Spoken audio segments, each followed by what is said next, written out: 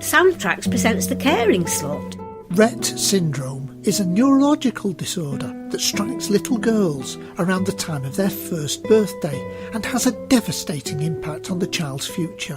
It's caused by a spontaneous genetic mutation and can occur in any family, and it occurs in around 1 in 10,000 female births. Rett syndrome affects nearly every aspect of these girls' lives, taking away their ability to walk, talk and use their hands. There may be problems with breathing and eating, and there can be seizures. Research has shown that girls with Rett do not have brain damage. They know and understand much more than their bodies allow them to show, but they are locked in, trapped by a body that cannot obey signals from their brain.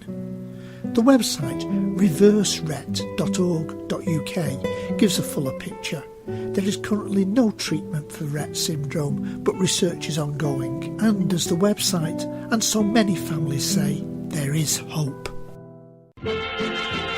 This is Seclo Sounds. Join us every Wednesday at 7 p.m. for 1 hour in the company of Harry and Edna on the Wireless, exploring all aspects of the vintage scene and playing tip-top gramophone tunes.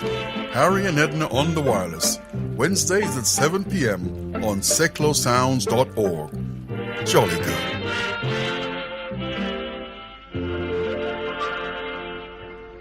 You're listening to Seclo Sounds, the community radio station for Milton Keynes. Seclo Sounds exists to bring people and communities together to celebrate all that's best about the city. We produce a variety of music and speech programmes produced by local people, and we're run by over 60 volunteers. There's always room for more, so if you have a programme idea or a skill that you want to offer, send an email to volunteers@seclosounds.org. Sold to Miss Arabella Bishop for £10. Sold to Miss Arabella Bishop for £10. £5. Sold. £10. Sold. What would you like done with him, Miss Bishop? Why, I don't know. 10. Sold. £5. You're extremely foolish. It might have cost you your life. It was fortunate for you that I was here to save you. I hardly consider it fortunate to be bought by anyone by the name of Bishop. You could learn a lesson in gratitude. I could thank you for not interfering. As it happens, you are hardly in a position to have anything to say about it.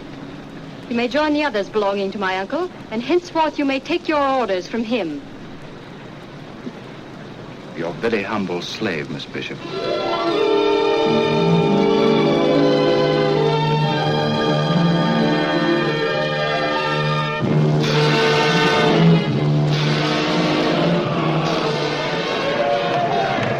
Can you handle it, Jeremy? Aye, aye, Peter. We say it. Hard stop.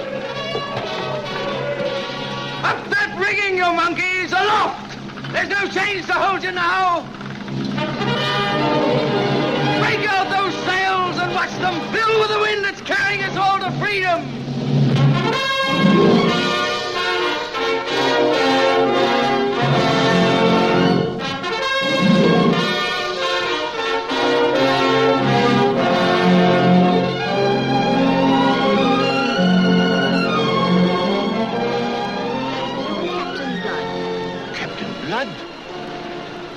Now, my captain, since you've covered what is our joint property of war, you may have her, providing you're willing to buy her. Buy her? At the price you yourself have put upon her. I bid 20,000 pieces of 8. Can you improve on that, clever sir? I don't wish to be bought by you. As a lady once said to a slave, you are hardly in a position to have anything to say about it. Take 3 magical ingredients: Olivia de Havilland, Errol Flynn and Eric Wolfgang Korngold, and you'll end up with a timeless joy. We just heard some scenes from the 1935 adventure movie Captain Blood. It was the first of several films where Flynn and de Havilland acted together, and on Friday the 1st of July Olivia de Havilland will be 100. She was born in Tokyo, Japan, to English parents. Her father was an English professor at the Imperial University in Tokyo before becoming a patent attorney. Olivia had a younger sister, Joan, who became the film star Joan Fontaine. At the breakdown of the parents' marriage, the mother took the girls to California. Olivia set out to go into teaching, but drifted into acting and made her film debut in 1935, and Captain Blood was her fourth movie made that year. Averaging 3 or 4 films with starring roles each year, it was in 1939 that she joined the cast of one of the Hollywood studio system's great high-water marks. In Gone with the Wind, Olivia de Havilland played the virtuous counterweight Melanie Hamilton to Vivien Leigh's sassy Scarlett O'Hara. Here's de Havilland with Clark Gable as Rhett Butler and Ona Munson as Belle Watling. And because this is Soundtracks and I'm Tony Carty, I can't resist drawing your attention to the delicious musical accompaniment that Max Steiner brings to the scene with Belle Watling. Now, Captain Butler, tell me what happened. All that happened. I was too late. When I got to the old Sullivan place, there'd already been a skirmish with the Yankees. Found Mr. Wilkes wounded and Dr. Meade was with him. I had to prove they had been somewhere. Any place but where they were. So I took them to Belle's. And she took them in. She's by way of being an old friend of mine. Oh, I'm sorry. I'm sorry. I couldn't think up a more dignified alibi. This isn't the first time you've come between me and disaster, Captain Butler. It isn't likely that I'd question any device of yours. And now I'll go and see what Dr. Meade needs.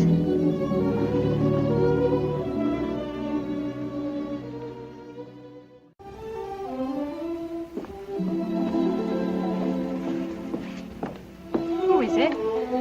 It's Miss Watling. Oh, Miss Watling. Won't you come in the house? Oh, no, I couldn't do that, Miss Wilkes. You come in and sit a minute with me.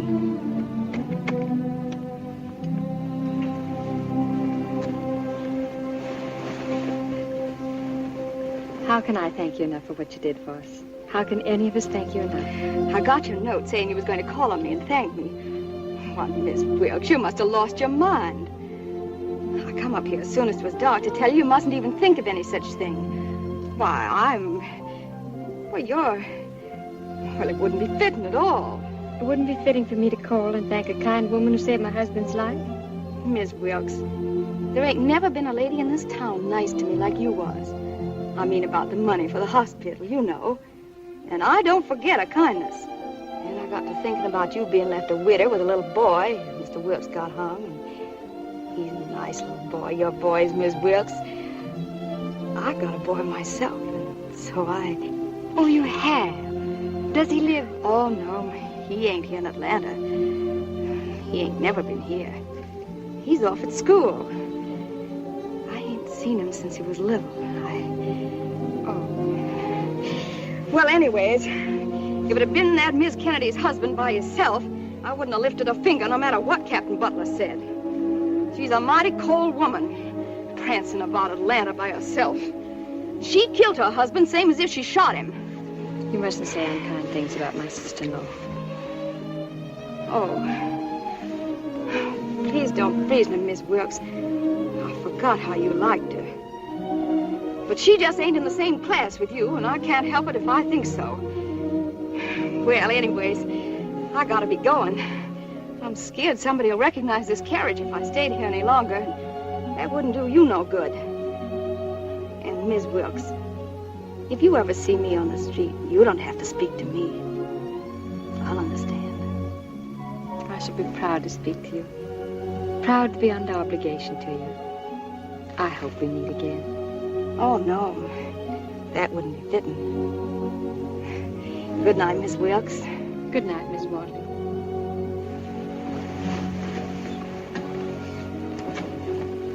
And you're wrong about Miss Kennedy. She's broken-hearted about her husband. Gone with the Wind. Now for Edward Everett Horton, announcing a number in a wartime flag-waving entertainment called Thank Your Lucky Stars. Ladies and gentlemen, leaving the field of lighter entertainment for just a few moments, we now present a more serious interlude. It is with genuine pride we bring you 3 of the screen's foremost dramatic stars, Miss Olivia de Havilland, Miss Ida Lupino, and Mr. George Tobias.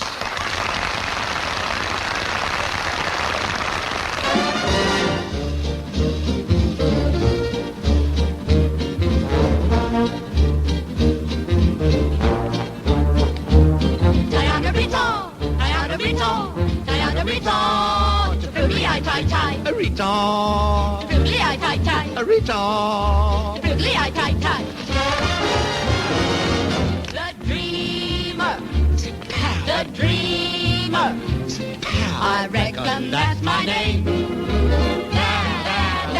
Oh, that's my name. Since you've gone away,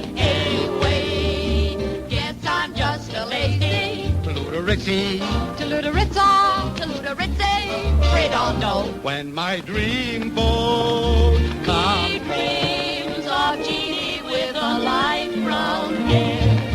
Ain't it a shame, oh, ain't it a shame? oh, ain't it a shame, oh, ain't it a shame. Dreaming all day, dreaming all night, I ought to retake. Chow. How am I gonna hold you? Unless I'm dreaming a dream. So I strolled among the... Treat, triggly-eyed treat to die. I Didn't have a chore to do. So I let the summer breeze kiss me. Like a big man to take a kiss from you. The dream,